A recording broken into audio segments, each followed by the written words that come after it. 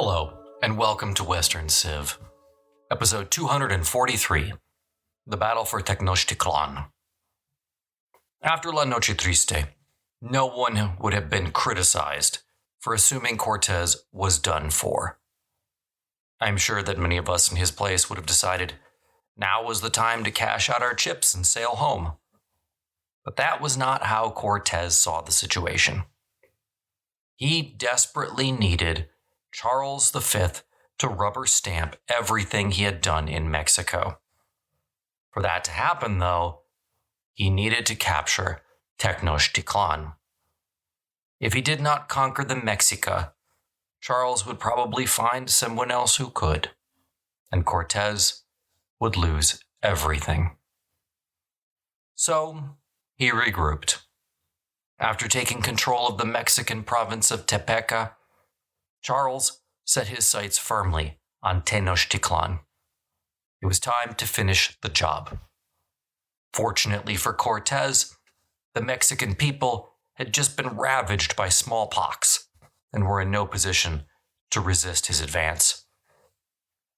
Be that as it may, Cortés knew the Mexica Emperor Cuauhtémoc would not go down without a fight. The battle for Tenochtitlan was finally at hand.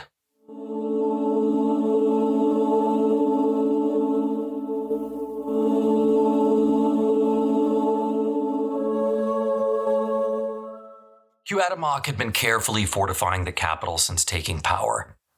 Tenochtitlan still stood in all of its glory, but the Mexica Empire was in tatters. The loss of Chalco had been a catastrophe. Already, Tenochtitlan was suffering from a lack of tribute. And it wasn't just the loss of gold and precious feathers this time. The capital city was running out of food. Tenochtitlan was one of the biggest cities in the world and had no capacity to support itself. It was dependent on tribute for its very survival. But even in such dire circumstances, the Mexica did not curtail their usual rituals, unless a lack of ingredients forced them to. In fact, in many cases, they may have even intensified some ceremonies in a desperate effort to get the gods back on their side. In terms of what to do about Cortés, Cuauhtémoc now faced a unique problem. There was no standing army in old Mexico. Soldiers were all peasants and laborers. Warriors had attended military school, but for many of them, that might have been a decade prior. Moreover, Mexican soldiers did not get paid. They were dependent on war booty, and in a defensive struggle, there wouldn't be any spoils to recover. Still, there was a military system. The Mexicans were no strangers to war. The soldiers were organized by their local clan leaders into companies of around 100 men. The leaders of these units were in charge of making sure everyone had the right gear, weapons, and supplies. But even that, given the constraints facing the Mexican capital, wasn't going to be easy. There was a professional corps of officers drawn from the nobility. But again, many of these men had been killed in the days leading up to La Noche Triste. So Cuauhtémoc had his work cut out for him. Interestingly, there never seems to have been any sense that the new strategies of the invaders should be met by new policies by the Mexica. In fact, many Mexicans had grown fatalistic at this point. After suffering through Cortés's first invasion and then the devastation of smallpox, there was a sense that the old days were over. Now for Cortés, he continued to hold solid positions around the outside of the lake. His main force remained to the south at Texcoco. It was there on April the 28th, 1521, that he first launched his ships into the lake surrounding Tenochtitlan. These were the devices that Cortés was counting on to shift the balance of power. These boats were flat-bottomed, with sails and paddles. They could maneuver through the shallow lake without being grounded. And each could carry 25 to 30 men. But Texcoco was more than just a naval staging ground. In May 1521, the former allies of the Mexica were busy sharpening swords, stockpiling arrows, building spears, and otherwise supporting their new European allies. Simultaneously, Cortés sent out word to all his Indian allies to send all the men they could to Texcoco for the attack. Now, generally, most of these men did not go to fight. Rather, they would be used as auxiliary services, carrying weapons, digging trenches, repairing canals, etc., etc. The actual fighting would be done by the Europeans and their Tlaxcalan allies. Estimates for the amount of men Cortés had at his disposal were all over the board. Some sources argue he had more than 50,000 Tlaxcalans alone. Others that he had 200,000 or even 500,000 allied warriors. But these are clearly all gross exaggerations. The Europeans are much more easily numbered than the Allies. Cortés had, as a result of recent reinforcements, now nearly 90 horsemen, about 120 crossbowmen and arquebusiers, and about 750 infantrymen.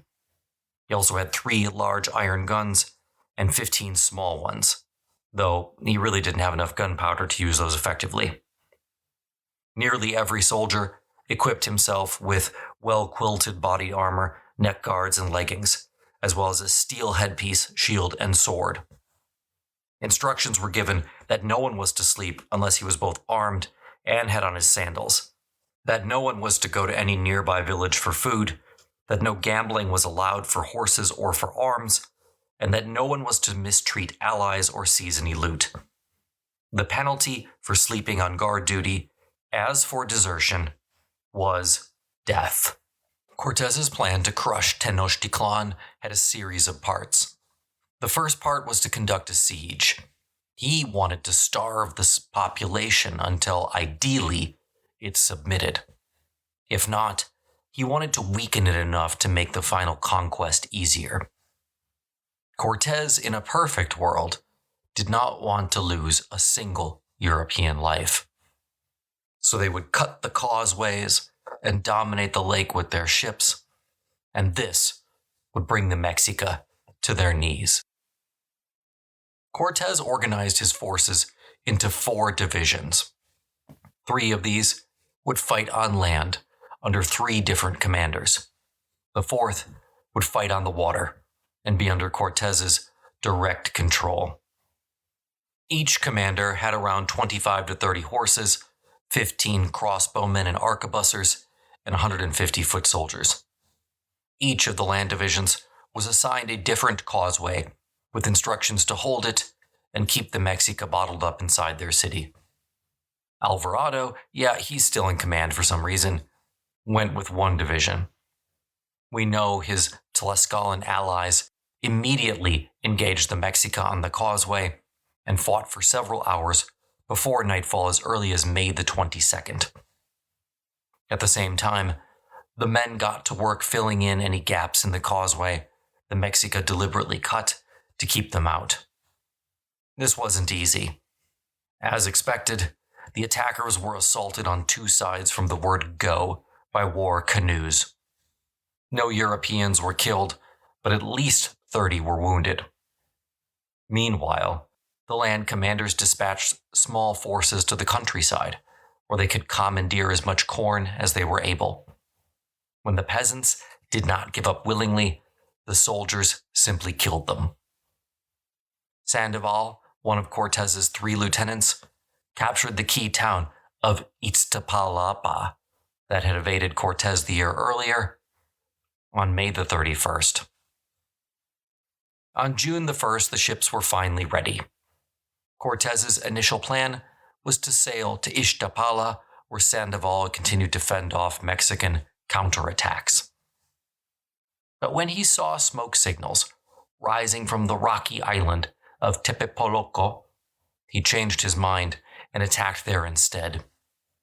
Not only was the island an important religious site for the Mexica, and therefore would be a blow to their morale if Cortés took it, but if he could cut the Mexican ability to communicate, then he would be able to move his forces around the edges of the lake more easily. Cortés landed about 150 men on the island, stormed the temple, and dispatched those present. Unfortunately, not everything had gone according to plan. His flagship had run aground during the maneuver, and large numbers of Mexica swarmed over the ship. Luckily for Cortés, the captain on board the vessel kept his cool. He fended off the attackers long enough that he was able to notice the Mexican commander standing on a canoe several yards away. He shot the man with a crossbow, and after he fell, the attackers lost their cohesion and fled. Despite this near miss, in his letters home, Cortés described the incident as a great victory. Much of the success in this case really did have to do with technology. The Mexica had no answer for European firearms or crossbows, and on the water there just wasn't any way to avoid either. After the victory, Cortés again changed his plans and decided to attack a fortress on one of the causeways called Xalac. In the evening of May the 31st, he sailed to Xalac and landed with 30 men.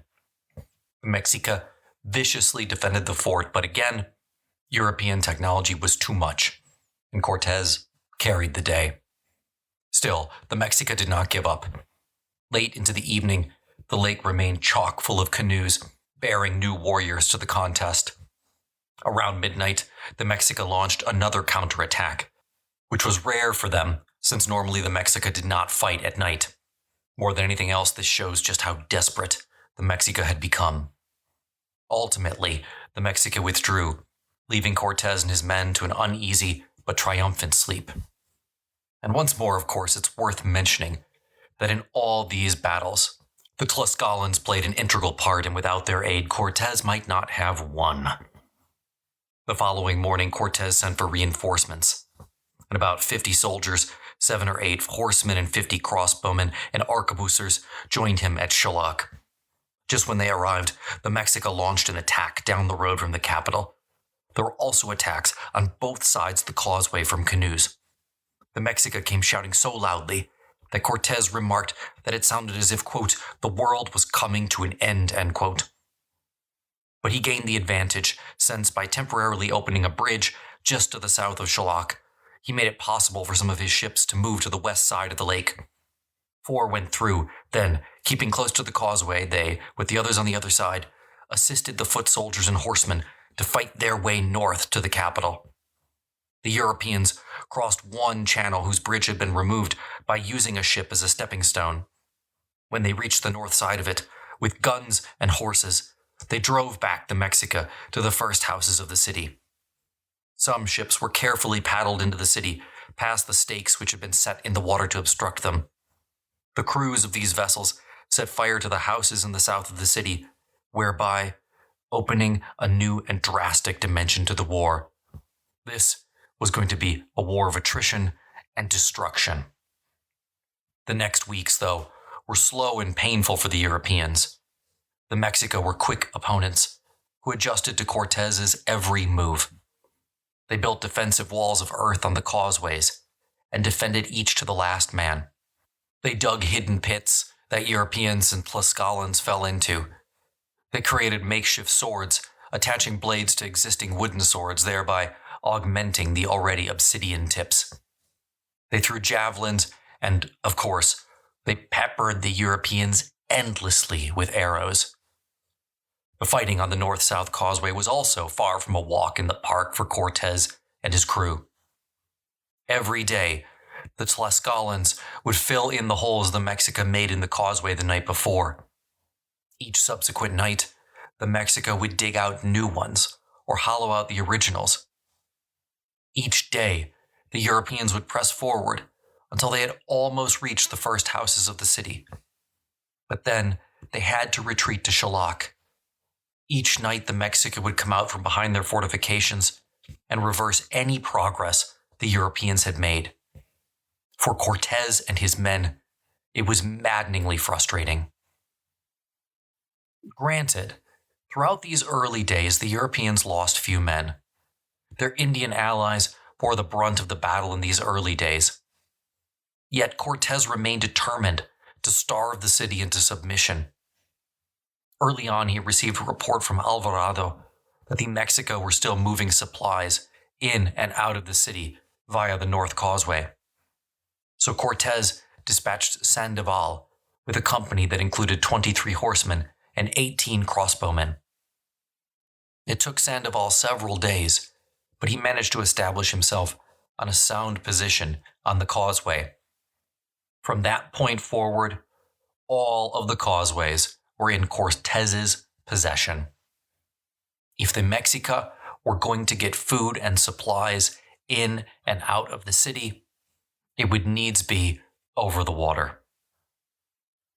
So without an escape route, the Mexica were now stuck trying to fend off Cortés's attacks.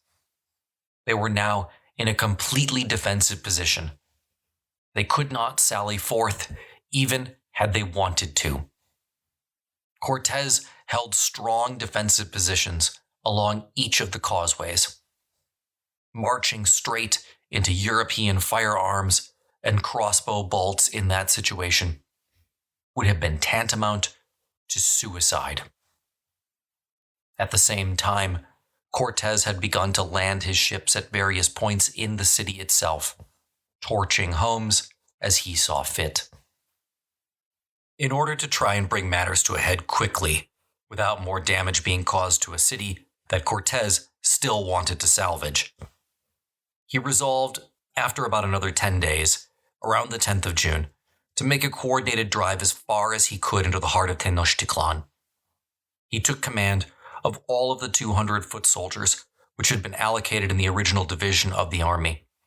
He also, of course, had the support of his ships on both sides of the causeway. He gave orders to Alvarado and Sandoval to the west and north to meet him near the main temple, where the Spaniards had had their quarters back in 1520 when they were the guests of Montezuma. Cortés set off. Behind the Europeans on the causeway came an army of what he described 80,000 Indian allies, though in practice it would be surprising if the figure was maybe a tenth of that. Even so, it would have constituted a major force. The drive at first was successful. The Mexica tried to stymie the attack by raising a large bridge connecting the causeway to the city.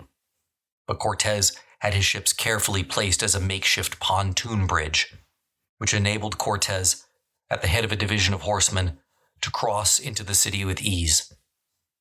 From there, the Europeans pressed due north into the heart of the city. When Cortés came upon a large earthwork of adobe and stone, he ordered his cannons dispatched. After a few shots, the Mexica again fell back. But once Cortés penetrated too far into the city, it became clear that the Mexica vastly outnumbered his force, and that those numbers were so overwhelming that the Europeans had no choice but to withdraw. Cortés lost one cannon in the process. The Mexica captured the gun, but unsure what to do with it, they simply hurled it into the lake. By that time, it was late, and Cortés ordered a withdrawal. He and his men set fire to as many Mexican homes as they could as they made their way out of the city.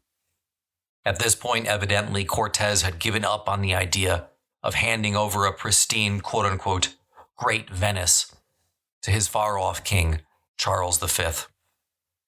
By this time, so many houses had been burned and reduced to rubble on the outskirts of the city that it was almost impossible for the Mexican war canoes to operate. On June the 15th, Cortés launched another major attack.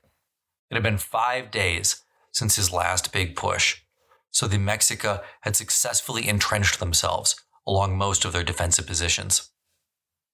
Even so, the Europeans broke through. They crossed the bridges into the city and captured the vaunted Eagle Gate. But by this point, two truths had settled themselves down upon Cortés like a cold, wet blanket. First, he was never going to get back the gold he lost on La Noche Triste. The notion that the Mexica would capitulate and hand it all over with the city was clearly absurd. Second, the Mexica were going to fight to the death. There would be no surrender. If Cortés was going to take the city, he would need to resort to a total war strategy. Years later, members of the Spanish royal government pressed Cortés about his decision to raise the city. Had he not been maybe overly harsh? Most members of Cortés's expedition defended their captain. No, said one Luis Marin. Had they not razed the houses block by block, then the Mexica would have reoccupied them each night, and the army would have found itself fighting over the exact same piece of land the next day. But the cost was immense. Tenochtitlan, one of the largest cities in the entire world, was completely destroyed. And it was not destroyed by chance. Cortés destroyed it deliberately, block by block, brick by brick. The Tlaxcalans, for their part, were jubilant. And why not? Their enemy of centuries old was dead. Why shouldn't they celebrate? They didn't know what history held in store for them. At this point, Cortés decided he would launch a war of attrition against the Mexica. Every day, he would enter the city at 4 different points, destroy a section, and retire. If he kept this up, Cortés reasoned the Mexica would have to capitulate. By June the 20th, Cortés had penetrated so far that he was beyond the main center square of Tenochtitlan and was close to linking up with Alvarado's forces. Be that as it may, the Mexica still had enough reserves to hold Cortés at bay. He could advance, but he couldn't hold any new ground. Each night, Cortés found himself compelled to retreat back from whence he came. Each night, a Mexican relief force, mostly women and children, would come out and dig up all of the trenches which the European allies and their Indian allies had filled. In fact, on June the 23rd, several ships ran aground and 5 Europeans were captured and sacrificed. Had Cortés not been nearby with a contingent of horsemen, the disaster would have been worse. Mexica simply weren't ready to give up. Not yet. By late June, Cortés was in an overwhelmingly strong position, however. He had the backing of almost all the cities around the lake, and he could penetrate Tenochtitlan itself at will. By June the 23rd, the Mexica had essentially withdrawn from the area between the now ruined Gate of the Eagle and the main square. By the end of June, it seemed like victory was all but certain. Alvarado, Sandoval, and Cortés were now all about to link their forces, at which time they could make a final and concerted push toward the main temple. There was no food coming into the city. Cortés had now destroyed all the small community gardens from which the Mexica might have drawn some small amount of sustenance. And Cortés's ships made it impossible for the Mexica to fish in the lake. They were, in other words, starving. Sure, the Mexicans still had some stores of corn, but those were dwindling. And within the Mexica ranks, divisions had begun to form. Some wanted to open negotiations with the Europeans. Others wanted to fight to the death. Cuauhtémoc was still emperor, and he was in the war party. So generally, dissent was still silenced with the blade. But it wasn't over yet. The Mexica continued to show astonishing resiliency. Every night, they redug the ditches in the causeway which the Spaniards, or their allies, had filled in the previous day. They still seemed able, day after day, to withstand heavy attacks on 3 fronts. They were able to adapt themselves to facing the horses, the guns, even the steel swords with skill. And they were able to inflict far more damage than Europeans could possibly have supposed possible with their obsidian-edged weapons, their stones, their arrows, even rudimentary clubs and sticks. They rarely killed, that's true. Their weapons weren't made for that. But they wounded often. And they were able to hold up European and Indian allied advances remarkably, still making it impossible, after a month of the siege, for the Europeans to move down a street whose buildings they and their friends had not previously cleared or burned. One explanation for this resiliency was that the education of all these young men in the military schools was showing its benefits. Of course, when boys would set out for those schools, fathers would say to them, quote, "Listen, you are not going to be honored nor obeyed nor esteemed. You are going to be looked down upon, humiliated, and despised. Every day you will cut agave thorns with penance, and you will draw blood with those spines, and you will bathe at night, even when it's very cold, to harden your body," end quote. Everything had been done to prepare these boys for war. And this is a moment that it showed that the positive benefits of this Spartan-like system paid dividends. But youth wasn't the only thing sustaining the Mexica at this point. Many scholars believed the Mexica were getting assistance from hallucinogenic mushrooms and peyote. Obviously, we cannot confirm these theories today, but it certainly wouldn't be the only time in history warriors used substances to improve their stamina and fearlessness in battle. Throughout most of the end of June, most days followed a predictable pattern. Each morning, Cortés would sally forth. His Indian allies would fill in the gaps in the causeway the Mexica cleared the night before. Then, the horsemen would ride in, and the general havoc would commence. Every night, the Mexica would come out, dig the holes again, and the entire process would repeat itself. Cortés consulted his captains as to whether to attempt another combined offensive with Alvarado and Sandoval, asking them to take the marketplace at Tenochtitlan. If that square were taken, the Mexica would have little to defend. Divided, they would have to choose between surrendering and dying of hunger and thirst. Still, Cortés was a little concerned about the scheme.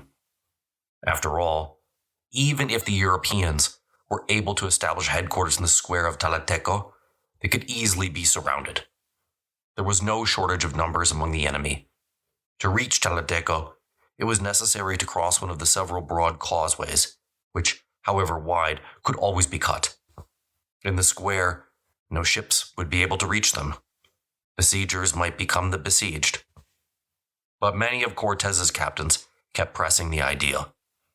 Alvarado and his captains insisted that they wanted to just get to the square first. It was kind of a race.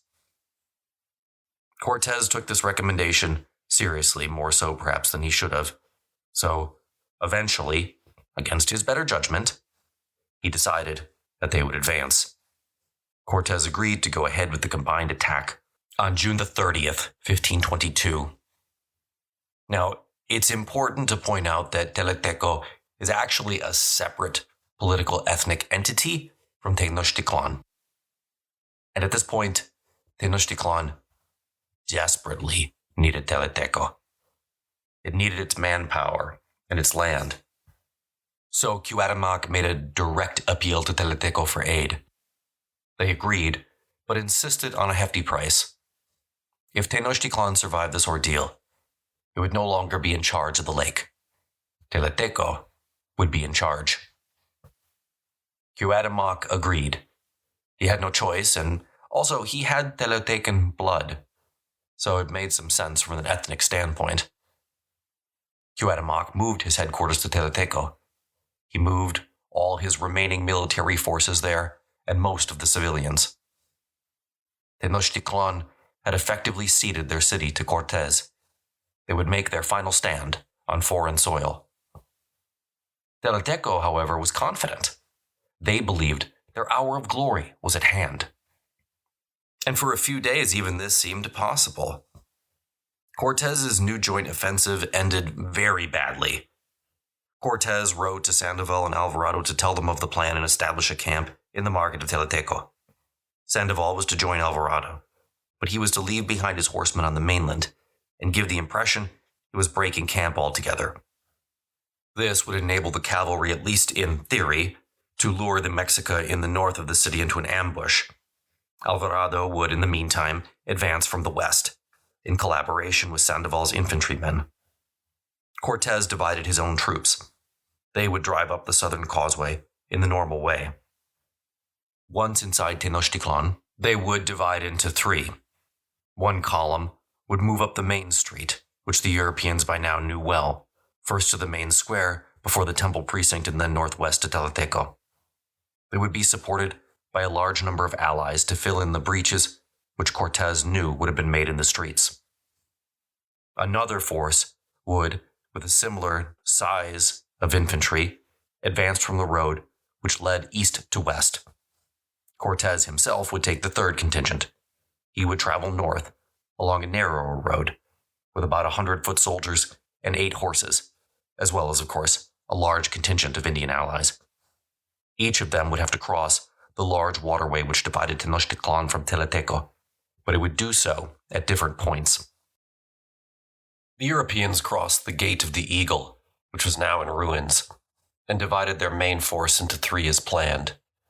Cortés quickly found himself facing a concerted Mexican counterattack and was forced to halt. In the matter of a few seconds, the tide began to turn. Suddenly, the entire European line was forced back. Cortés tried to organize a retreat, but the retreat turned into a rout before he could do anything. The Mexicans suddenly realized that they might have a real chance to inflict major damage on the European army. War canoes streamed to the battle, trying to cut off the European advance. Yet again, the Mexica insistence on taking hostages for sacrifice held them back. Had the Mexica simply shot to kill, Cortés and his men might have all perished that day. They didn't, but the losses were still the worst Cortés had suffered since La Noche Triste. 20 Europeans lay dead, another 50 captured, 2,000 Indian allies had died.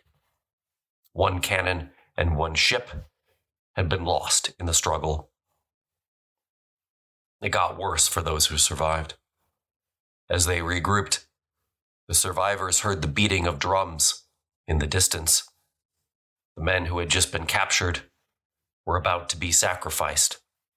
In the words of one Spaniard, quote, "Our comrades were being carried by force up the steps of the great temple. When they got them up to the little square in front of the shrines of the gods, we saw them place plumes on their heads. With things like fans, they forced them to dance before their god. Then they placed them on their back on some stones, and with large flint knives, they sawed open their chests, drew out their palpitating hearts, and offered them to the gods. They kicked the bodies down the steps, and the Indian butchers who were waiting below cut off the arms and legs and flayed the faces and prepared them afterwards as a kind of glove leather with the beards still on for use in drunken fiestas, while the bodies were eaten with mole, and the stomachs and guts they threw to the tigers, lions, and snakes, which were kept in the wild animal zoo." End quote. The fallout from the failed attack was instantaneous. Most of Cortés's Indian allies disappeared. Men who had moments before been filling gaps in the causeway melted away. The support from some of the smaller cities around the lake vanished. And this was Cuauhtémoc's opportunity. He sent messages to the chiefs of the cities of Chalco, Xamalinco, and Cuernavaca, and elsewhere with the flayed heads of his captives, as well as their hands and feet. He sent several horses' heads too. He assured the lords that half the invaders had been killed, that the rest had been wounded. After all, he was able to insist that the gods had not abandoned the Mexica. Cuauhtémoc pointed out how the Indian allies of Cortés had fled overnight. He said that he was learning from the captured crossbowmen how to use the bows of the Europeans. Even, in fact, that he had secured 5 crossbowmen to fight for him. These arrangements actually didn't do well. The crossbowmen who were captured were ordered to shoot at their countrymen, and they did, but they always shot in the air, and every arrow fell harmless. In response, the Mexica killed them on the spot. But the days came and went, and by the middle of July, Cortés recognized Cuauhtémoc had not capitalized on his victory. He needed to be aggressive and attack the European camp, and he had not. Perhaps this wasn't his fault. At this point, Cuauhtémoc was down to bare-bones resources. He might not have had the capacity to launch a counterattack. They had no food or munitions. Plus, Cortés's remaining ships still controlled the lake. In reality, that had been Cuauhtémoc's last throw of the dice. He and his people were spent. By mid-July, the Europeans were back to making tentative new attacks into the city. By this point, it was the rainy season. The rain started every afternoon and continued ceaselessly for hours. This slowed down Cortés, but it didn't stop him. The Mexica continued to fight bravely and repair the damage the Europeans were causing. But the reality was, by this point, simply weren't enough men left. And if there were few men, there was even less food and even less fresh water. Around this time, the Mexica sent an emissary to Cortés, offering to discuss peace. Cortés made his way with an armed guard to the Great Temple, but it was a ruse. No sooner had Cortés shown himself than he and his party were peppered with arrows and javelins. This actually might not have been an intentional trick, however. It's possible that many of the Mexica did want peace, but Cuauhtémoc or someone else overruled them at the last moment. Regardless, as a result of this fighting, Cortés did capture 3 prominent nobles that he sent back to Cuauhtémoc, insisting he was interested in real peace negotiations. Cuauhtémoc held a conference of his captains, and while angry, it seems even he was willing to accept at least discussing peace by this point. Oddly, it was now his captains' turn to disagree. They didn't want peace with Cortés or the Europeans. Mostly, this is because they believed no matter what Cortés said, he would just break his word anyway, so agreeing to anything was totally pointless. But the tide had turned. Every day was bringing new victories for the Europeans. On July the 23rd, Sandoval executed a spectacularly successful ambush on the Mexica. The next day, Cortés captured hordes of Mexican women and children as they worked to dig holes in the causeway. Every man, woman, or child lost was another source of labor Cuauhtémoc desperately needed. He was running out of time. Cortés still wanted peace. The Mexica might now only control a small zone of the city, but Cortés wanted to be able to present as much of it intact as possible to Charles V. But the Mexica continued to refuse negotiations. The sheer enormity of the situation seems to have paralyzed them. Whether they realized it or not, their civilization was ending in a real existential way. Why not fight to the end if the world is ending? I guess that was their thinking. Cuauhtémoc's response to Cortés's new attacks was to name a Quetzalcoatl warrior. The nomination of a Quetzalcoatl warrior was always the final action of the Mexica war, and in the past it had always brought the Mexica victory. The Quetzalcoatl warrior dressed as the Mexican god come to life, wearing a dazzling costume of feathers, gold, and silver. According to some, the Europeans were in fact astonished at the sight of this warrior at first. His body was quite hidden beneath the bird's feathers, which had been skillfully assembled on cloth frame. The plumes, gold, and other decorations were so grand it seemed as if, quote, a mountain burst. The Castilians fought as if they had seen something inhuman, end quote. In fact, in subsequent fightings, 3 men were apparently captured by Quetzalcoatl. They were instantly sacrificed by Cuauhtémoc in person. For a moment, the Europeans seemed to want to withdraw, but an isolated act of valor just couldn't end the reality that the Mexico had lost the siege. The Quetzalcoatl warrior fighting with his spears and arrows was seen for some time from a distance in the middle of the fray. Then, reporting one European, he, quote, dropped from a terrace, end quote, and was seen no more. So little by little, the Mexica, quote, drew back along the walls, and they retreated, end quote. But still, the Mexican leaders didn't give up. Angry, Cortés ordered Alvarado to attack again with everything he had. This time, the conquistador broke through the last line of the Mexican defenses. Allied Indians poured in behind him, and before long, the scene devolved into a general slaughter. Men, women, and children were all killed. Some estimates were that 40,000 Mexicans died that day, August the 12th, 1522. Cuauhtémoc knew he couldn't keep going. It was over. He held a final meeting with his advisors and he told them to surrender. He would not. Cuauhtémoc would sail away on a canoe. Why, we're not totally sure. He might not have been able to deal with the indignity of being the last ever Mexica emperor.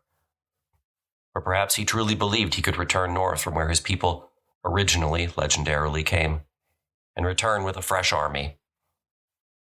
Still, as dawn broke on August the 13th, Cuauhtémoc was preparing to make his escape.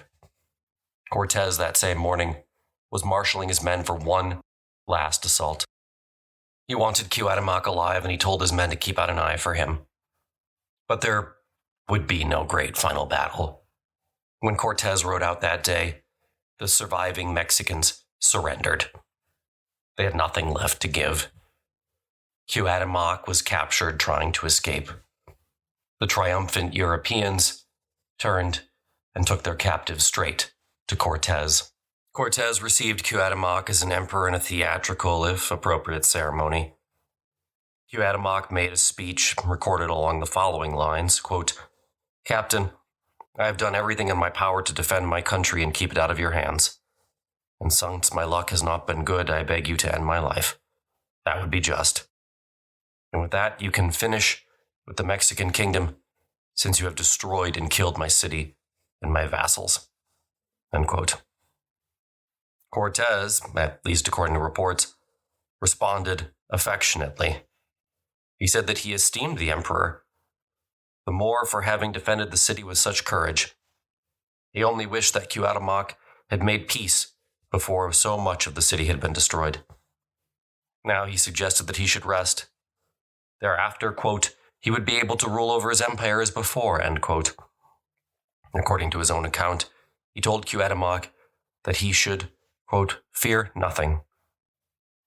Of course, all of these reassurances were lies. The following day, Cortés held one final meeting with the remaining Mexican nobility. We have no record of what exactly was said. The Mexica were not made to sign a treaty. Cortés did not read the requerimiento. But the meeting officially ended the hostilities. Old Mexico was over. New Spain had begun. For the defeated, the days after the fall of Tenochtitlan was a horror show. The Tlaxcalans and Texcocans decided now was the time for vengeance, and they killed indiscriminately. We just don't have any really firm numbers about how many people were killed, but between the siege, the smallpox, and the days after the siege, suffice it to say that the Mexico were all but wiped out. Quote, there is no house left to be burned and destroyed, end quote, wrote one Spaniard present. The only movable loot or booty that Cortés and his men could find were the women. Some went with conquistadors willingly. Their husbands and fathers were all dead. There was nothing left for them now. Slavery wasn't their choice, it was the only choice. Years later, a Mexican poet would commemorate the defeat with a final lament. It was called the Jaguar Sun. Then it happened that the sky was crushed. The sun did not follow its course. When the sun arrived at noon, immediately it was dark. And when it became dark, jaguars ate the people. The giants greeted each other thus: "Do not fall down, for whoever falls, falls forever." As for the Europeans, Cortés commemorated his victory with a banquet held the day after the city fell. We don't know what everyone ate, but they certainly drank themselves into a stupor. Soldiers made speeches about how they were looking forward to owning horses with golden saddles.